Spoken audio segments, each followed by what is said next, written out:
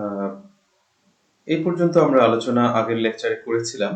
সেখানে তোমাদেরকে বলেছিলাম যে আসলে C3C4 বা ক্যাম নাম কেন হয়েছে, অথবা কেন আমরা আলাদাভাবে এদেরকে কেলভিন বেশাম চক্র, হেসলার চক্র, ক্যাসুলেসিয়ান অ্যাসিড মেটাবলিজম বলি। তো আজকে আমরা একটু বিস্তারিত আলোচনায় যাব। C3 চক্রের যে চক্রাকার পাথওয়ে আছে সেই পাথওয়েটি আমরা দেখব।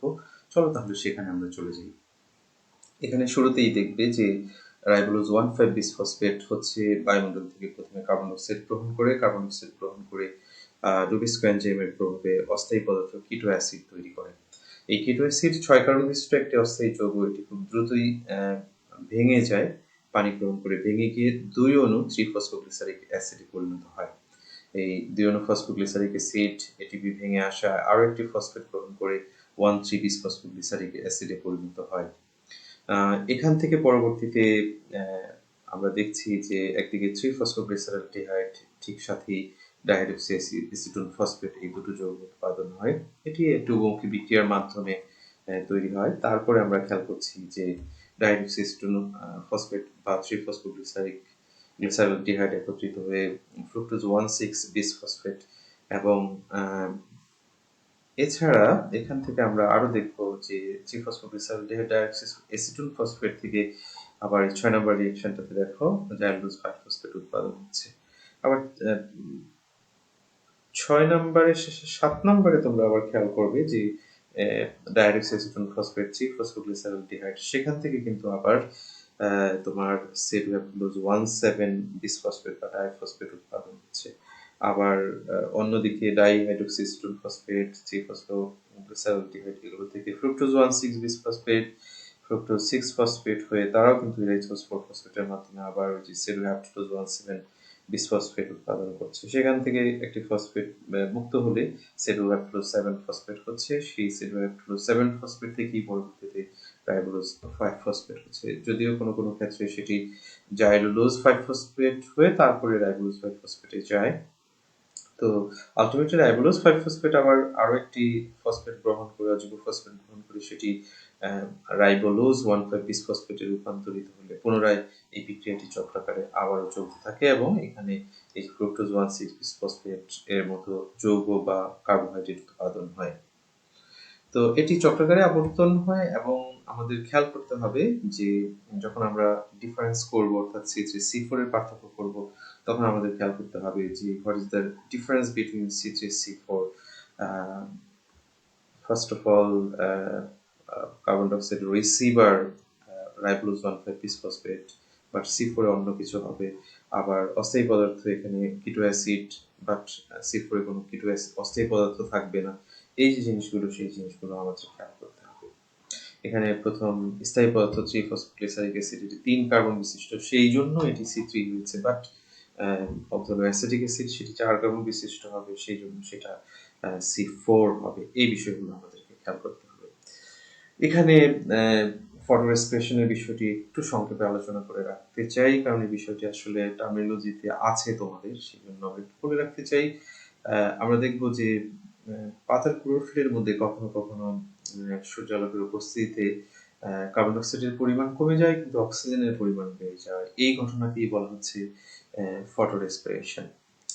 এই ফটো রেসপিরেশন নানা রকম কোষীয় যে অঙ্গাণুগুলো আছে সেগুলোর মধ্যে সম্পন্ন হয়। ধান, তুলা, মটর, তামাক, সূর্যমুখী সহ নানা রকম সপুষ্পক উদ্ভিদ আছে। সেই সব উদ্ভিদের মধ্যে বা কিছু শৈবালের মধ্যেও কারা, নাইট্রেলা, এগুলোর মধ্যেও আমরা এই ধরনের ফটো রেসপিরেশন দেখে থাকি।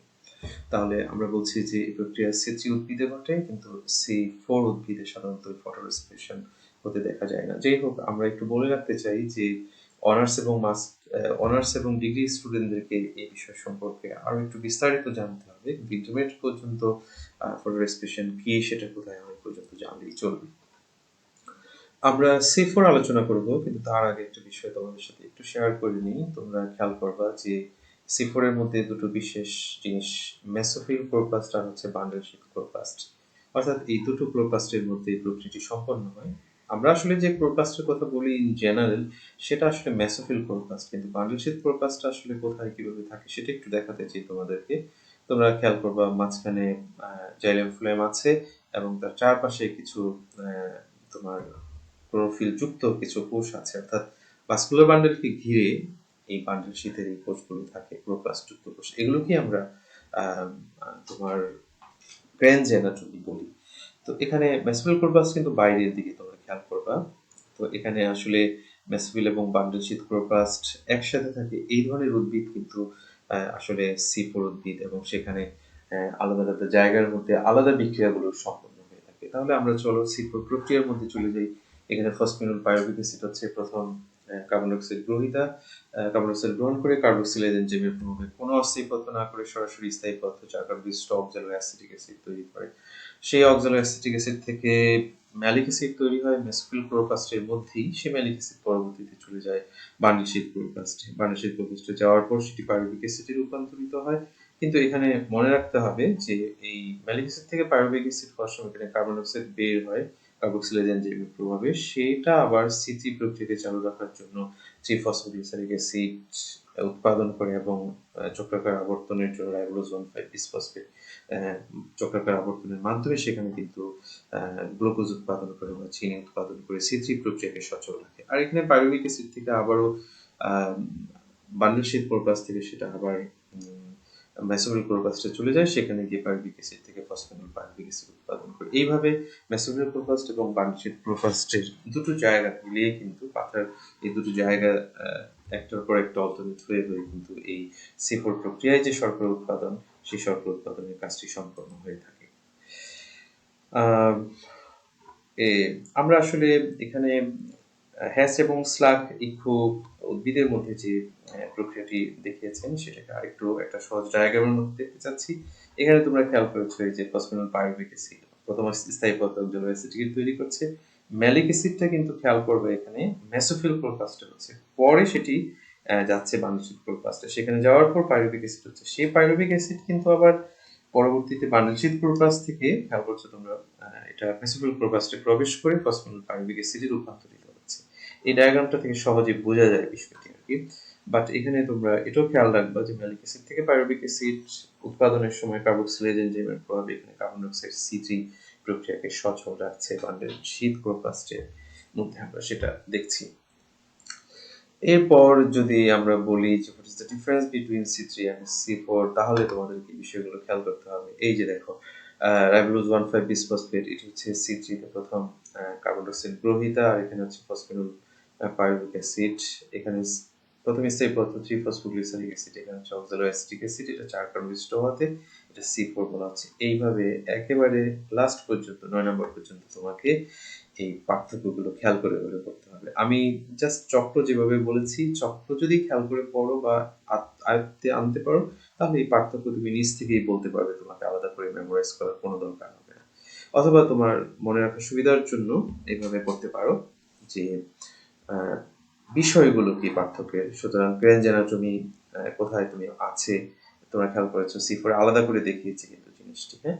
কিন্তু এখানে একটু বলে রাখা দরকার যে ক্রাসুলিসিনাসি মেটাবলিজম আসলে এটা ক্রাসুলিসি একটা গোত্র, এটা মরুভূমিতে বেশি হয়। আমাদের এখানেও 2-4টি উদ্ভিদ আছে, কিছু উদ্ভিদ আছে যেমন আনারস, পাইনাপল যেটা সেটা ক্যাম গোত্রের, কিন্তু সেইগুলোতে আসলে এই দুটো থেকে ভিন্নতা কিছু আছে, সেটা তোমাদের সিলেবাসে আসলে নেই।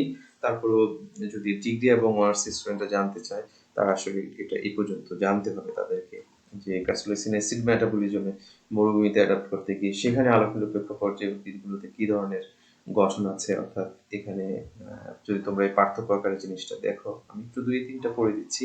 তাহলে আমরা বললাম যে গ্রেনজ অ্যানাটমি আসলে শুধু C4 এর মধ্যে আছে, ক্যামের মধ্যে বা C3 এর মধ্যে নাই। ক্লোরোপ্লাস্ট একই রকম মেসোফিল ক্লোরোপ্লাস্ট, কিন্তু এখানে দুই রকম তোমরা দেখছো, মেসোফিল এবং বান্ডেল শীট। বাট ক্যামের মধ্যে কিন্তু একরকমই আছে। কার্বন ডাইঅক্সাইড গ্রহীত হচ্ছে রাইবোলোজ 1,5-বিসফসফেট, আর এখানে এই দুটো আবার একই রকম। এখানে অক্সালো অ্যাসিটিক অ্যাসিড প্রথম স্থায়ী পদার্থ। সুতরাং এখানে একটা জিনিস একটু খেয়াল করবা যে C4 উদ্ভিদে তোমার কার্বন ডাইঅক্সাইড আত্তীকরণের ব্যাপারটি আলোতে হয়, তো এটা হচ্ছে অন্ধকারে হয়। মরুভূমির উদ্ভিদে আরো অনেক বিষয় আছে।